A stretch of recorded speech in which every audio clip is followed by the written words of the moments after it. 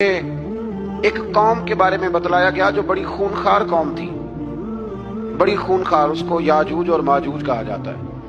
یہ قوم اتنی خونخوار تھی کہ یہ درندوں کو بھی کھا جایا کرتے تھے، اتنے لمبے چوڑے ان کے قد تھے، اتنے زیادہ طاقتور تھے کہ سانپ اور بچھو بھی کھا جاتے تھے۔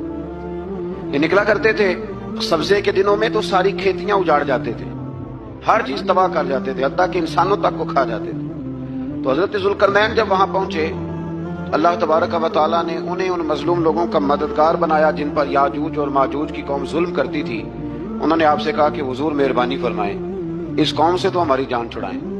آپ نے فرمایا تم میری مدد کرو۔ انہوں نے کہا حضور کس طرح؟ فرمایا بس جسمانی طور پر میری مدد کرو۔ تو آپ نے پھر وہاں ایک دیوار بنائی، ایک دیوار، لوہا کاٹ کر، سیسا پگھلا کر، پتھر ڈال کر ایک بڑی موٹی تازی دیوار بنائی، اور اتنی اونچی بنائی، اور پھر اس کے چاروں جانب آگ جلائی تاکہ وہ لوہا اس طرح پگھل جائے کہ وہ دیواروں کے ساتھ چپک جائے، تاکہ کوئی آدمی پیر رکھنا چاہے تو پیر رکھ کے اس پہ چڑھ نہ سکے۔ آپ نے وہ دیوار بنائی۔ اب اس قوم کا حال یہ ہوا کہ وہ اس کے اندر قید ہیں، وہ صبح جب اٹھتے ہیں تو اس کو توڑنا شروع کرتے ہیں، توڑتے رہتے ہیں، تو جب شام ہوتی ہے تو ان میں سے ہر روز ایک شخص کہتا ہے اتنی رہنے دو، باقی کل کریں گے۔ لیکن جب وہ سویرے اٹھتے ہیں تو اللہ تعالیٰ اس دیوار کو پھر سے مضبوط فرما دیتا ہے۔ نبی کریم علیہ السلام نے فرمایا قرب قیامت میں ایک وقت آئے گا، قیامت کے قریب جا کے ایک ٹائم ایسا آئے گا کہ اس مخلوق میں سے ہی ایک شخص پکارے گا اور پکار کے کہے گا کہ اب سو جاؤ انشاءاللہ۔ اللہ ان کی زبان پہ جاری کہے گا اب سو جاؤ اور سویرے انشاءاللہ یہیں سے شروع کریں گے۔ تو فرمایا وہ چونکہ انشاءاللہ کہیں گے تو پھر اللہ تبارک و تعالی اگلے دن اس دیوار کو وہیں پہ رکھے گا جہاں رات کو انہوں نے اسے چھوڑا تھا۔ اگلے دن وہ توڑیں گے تو دیوار ساری ٹوٹ جائے گی، اور پھر اللہ تبارک و تعالیٰ کا فضل ہوگا تو مسلمان کی طرف وہ بڑھیں گے، وہ قتل و غارت کریں گے، پھر سے وہی درندگی کریں گے۔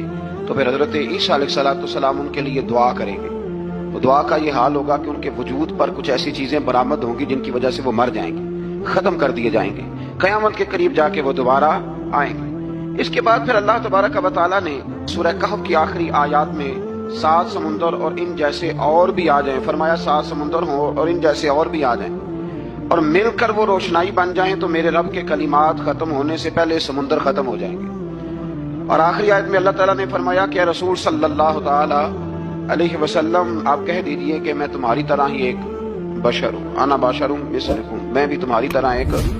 اب مثلکم کا بہت سارے لوگوں نے ترجمہ اپنی طرح کا کر لیا ہے، حالانکہ حضور صلی اللہ تعالی علیہ وسلم نے فرمایا کہ بشر ہونے میں تمہاری طرح ہوں، رسول ہونے میں تمہاری طرح نہیں، اللہ کا حبیب ہونے میں تمہاری طرح۔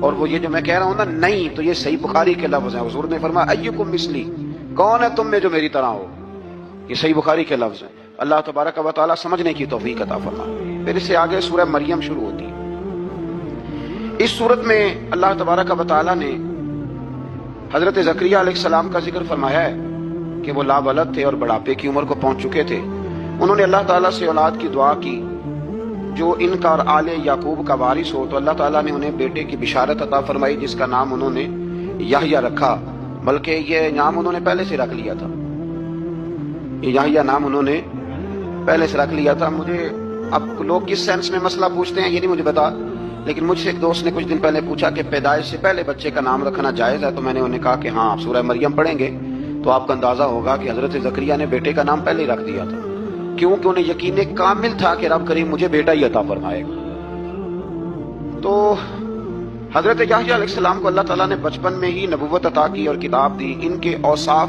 یہ بیان کیے کہ وہ پاکیزہ اور متقی تھے، ماں باپ کے ساتھ نیکی کرنے والے تھے اور سرکش نہیں تھے۔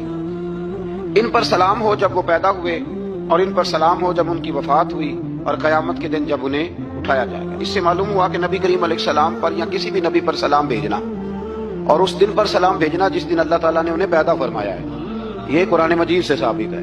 یعنی آپ یہ کہہ سکتے ہیں کہ جس سہانی گھڑی چمکا طیبہ کا چاند، اس دل افروز ساعت